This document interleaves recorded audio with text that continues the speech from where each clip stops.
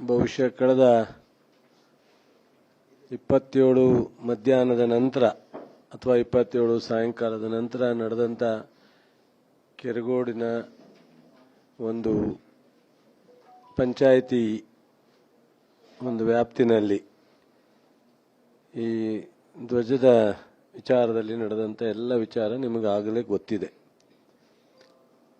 ದುರಾದೃಷ್ಟ,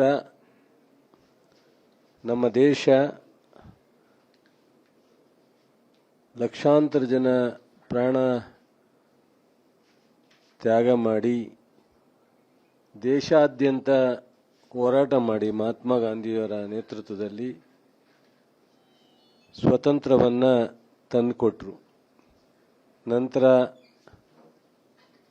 ನೆಹರು ಪ್ರಧಾನಿಯಾದಾಗ ಅಂಬೇಡ್ಕರ್ ಅವರು ನೇತೃತ್ವದಲ್ಲಿ ಒಂದು ಪ್ರಪಂಚನೇ ಒಪ್ಪುವಂತ ಒಂದು ಸಂವಿಧಾನವನ್ನು ಕೊಟ್ಟರು. ನಾವೆಲ್ಲರೂ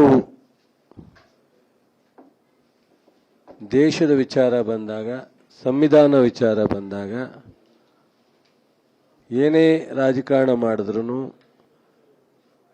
ಯಾವುದೇ ಧರ್ಮದ ಚರ್ಚೆ ಆದ್ರೂ ಅಲ್ಟಿಮೇಟ್ಲಿ ಮೊದಲನೇ ಸ್ಥಾನವನ್ನು ಸಂವಿಧಾನಕ್ಕೆ ಮತ್ತು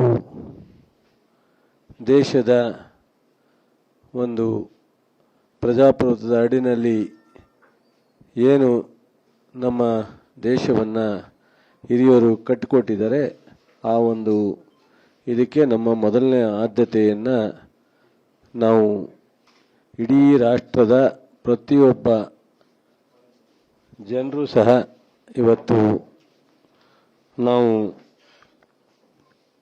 ಈ ಒಂದು ವಿಚಾರದಲ್ಲಿ ನಮ್ಮೆಲ್ಲರದು ಒಂದೇ ವಾಯ್ಸ್ ಇರುತ್ತೆ. ದಿನನಿತ್ಯ ಬದುಕಿನಲ್ಲೋ ಅಥವಾ ನಮ್ಮ ವ್ಯಾಪಾರದಲ್ಲೋ ನಮ್ಮ ರಾಜಕೀಯ ದಿನಗಳಲ್ಲೋ ನಾವು ಹೊರಗಡೆ ಏನೇ ಮಾಡ್ಕೋಬೋದು, ಆದರೆ ರಾಷ್ಟ್ರ ಧ್ವಜ ಸಂವಿಧಾನ ವಿಚಾರ ಬಂದಾಗ ನಾವು ಯಾರೂ ಸಹ ಇಲ್ಲಿವರೆಗೆ ಒಂದು ಹೆಜ್ಜೆನೂ ದುಡುಕಿಲ್ಲ, ವ್ಯತ್ಯಾಸವಾಗಿ ಯಾವುದೇ ನಾಯಕರು ನಡ್ಕೊಂಡಿಲ್ಲ. ನನಗೇನು ಬಹಳ ನೋವಾಗೋದು ಅಂದರೆ ಈ ಜಿಲ್ಲೆಯ ಜನರ ಋಣ ಇರ್ತಕ್ಕಂಥವ್ರು, ಈ ಜಿಲ್ಲೆಯ ಜನರು ಅವರಿಗೆ ಅವರ ಸ್ವಂತ ಜಿಲ್ಲೆಗಿಂತ ಹೆಚ್ಚು ಪ್ರೀತಿಯನ್ನು ಕೊಟ್ಟಿದ್ರು. ಈ ಜಿಲ್ಲೆಯ ಜನರು ಅವರಿಗೆ ನಮ್ಮ ಜಿಲ್ಲೆಯವರಿಗಿಂತ ಹೆಚ್ಚು ಮಹತ್ವವನ್ನು ಕೊಟ್ಟಿದ್ರು. ಈ ಜಿಲ್ಲೆನ ಇಷ್ಟೊಂದು ಈ ಪರಿಸ್ಥಿತಿಯಲ್ಲಿ ನೆಮ್ಮದಿನ ಹಾಳು ಮಾಡ್ತಕ್ಕಂಥದ್ದಕ್ಕೆ ಅವಶ್ಯಕತೆ ಇತ್ತ ನಮ್ಮ ಕುಮಾರಸ್ವಾಮಿ ಅವರಿಗೆ ಈ ಇಶ್ಯೂನ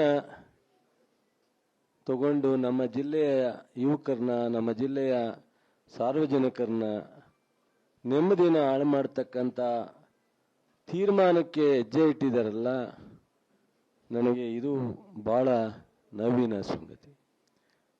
2018ರಲ್ಲಿ ನಮ್ಮನ್ನೆಲ್ಲ ತಿರಸ್ಕರಿಸಿ ಕುಮಾರಸ್ವಾಮಿಯವರ ನಾಯಕತ್ವಕ್ಕೆ ಈ ಲೋಕಸಭಾ ಕ್ಷೇತ್ರದ ವ್ಯಾಪ್ತಿನಲ್ಲಿ 8ಕ್ಕೆ 8 ಸಹ ಗೆಲ್ಲಿಸಿಕೊಟ್ರು. 3 ಜನ ವಿಧಾನ ಪರಿಷತ್ತಿನ ಸದಸ್ಯರನ್ನೂ ಕೊಟ್ಟರು. 11 ಜನ ಜನಪ್ರತಿನಿಧಿಗಳು ಈ ಲೋಕಸಭಾ ಕ್ಷೇತ್ರದ ವ್ಯಾಪ್ತಿನಲ್ಲಿ ಕುಮಾರಸ್ವಾಮಿಯವರ ಮುಖ್ಯಮಂತ್ರಿ ಮಾಡಲಿಕ್ಕೆ ಈ ಜಿಲ್ಲೆ ಜನರ ಆಶೀರ್ವಾದ ಬಹುಶಃ ಕಾರಣ ಅನ್ನೋದನ್ನು ಅವರು ಮರ್ತಿದ್ದಾರೆ ಅಂತ ಕಾಣುತ್ತೆ. ಅವರು ಇವತ್ತೇನು ಒಂದು ಬಾವುಟದ ವಿಚಾರದಲ್ಲಿ ಪ್ರತಿಭಟನೆ ಮಾಡಲಿಕ್ಕೆ ಬಂದಿದ್ದಾರೆ, ಪಾದಯಾತ್ರೆ ಮಾಡ್ತಾ ಇದ್ದಾರೆ, ಏನೆಲ್ಲ ಜನರ ನೆಮ್ಮದಿನ ಕೆಡಿಸ್ಲಿಕ್ಕೆ ಬಂದಿದ್ದಾರೆ ಮಾನ್ಯ ಕುಮಾರಸ್ವಾಮಿಯವರು. ಯಾಕೆ ಶುಗರ್ ಫ್ಯಾಕ್ಟ್ರಿ ವಿಚಾರದಲ್ಲಿ ಅವರು ಮುಖ್ಯಮಂತ್ರಿ ಇದ್ದಾಗ ಒಂದು ಹೊಸ ಶುಗರ್ ಫ್ಯಾಕ್ಟ್ರಿಗೆ ಒಂದು 100 ಕೋಟಿ ವೆಚ್ಚದಲ್ಲಿ ಶಂಕುಸ್ಥಾಪನೆ ಮಾಡಲಿಲ್ಲ? ಯಾಕೆ ಈ ಜಿಲ್ಲೆಯ ಯಾವುದಾದ್ರೂ ಶಾಶ್ವತವಾದಂಥದ್ದು ಯಾವುದಾದ್ರು ಒಂದು ನಿರ್ಧಾರವನ್ನು ತಗೊಂಡು ಸರ್ಕಾರ ಮಂಜೂರಾತಿಯನ್ನು ತಂದು ಈ ಜಿಲ್ಲೆಯ 11 ಜನನ್ನು ಕೂರಿಸ್ಕೊಂಡು ನಾನಿವತ್ತು ಮುಖ್ಯಮಂತ್ರಿ ಆಗಲಿಕ್ಕೆ ಕಾರಣ ಮಂಡ್ಯ ಜಿಲ್ಲೆ, ನಾನು ಇಂಥ ಒಂದು ನಿರ್ಧಾರವನ್ನು ತಗೊಂಡಿದ್ದೀನಿ ಅನ್ನೋ ಒಂದು ಪ್ರಕಟಣೆ ಮಾಡಿ ಒಂದು ಶಂಕುಸ್ಥಾಪನೆಯನ್ನು ಮಾಡಿ 14 ತಿಂಗಳಲ್ಲಿ ಬಿಟ್ಟೋಗಿದ್ರೆ ಮುಂದಿನ ಬರ್ತಕ್ಕಂಥ ಯಾವುದೇ ಸರ್ಕಾರಗಳು ಅದನ್ನು ಕಾರ್ಯರೂಪಕ್ಕೆ ತರ್ತಕ್ಕಂಥ ಕೆಲಸವನ್ನು ಜವಾಬ್ದಾರಿಯನ್ನು ಮಾಡ್ತಿದ್ದೋ, ಆದರೆ ಆ ಹೆಸರು ನಿಮಗೆ ಬತ್ತಿತ್ತು, ನೀವು ಬರಲಿಲ್ಲ.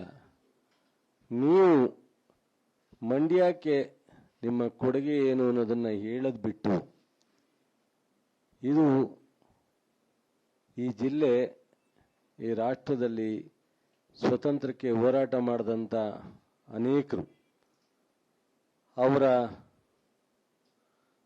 ಸತ್ಯಾಗ್ರಹ ಸೌಧ ಇವತ್ತೂ ಸಹ ನೆನಪಿನಲ್ಲಿದೆ.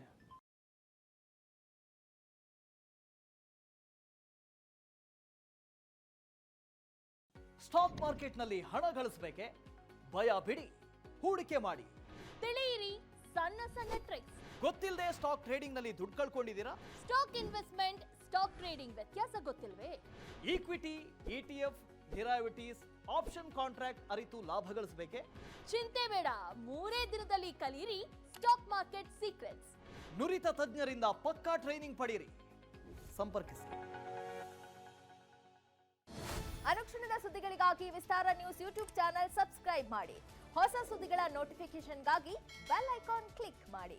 ಲೇಟೆಸ್ಟ್ ಅಪ್ಡೇಟ್ಸ್ಗಾಗಿ www.vistaranews.com ವೆಬ್ಸೈಟ್ಗೆ ವಿಸಿಟ್ ಮಾಡಿ. ಅಂಗೈಯಲ್ಲೇ ಜಗತ್ತಿನ ಸುದ್ದಿ ತಿಳಿಯಲು ವಿಸ್ತಾರ ನ್ಯೂಸ್ ಕನ್ನಡ ಆಪ್ ಡೌನ್ಲೋಡ್ ಮಾಡಿ.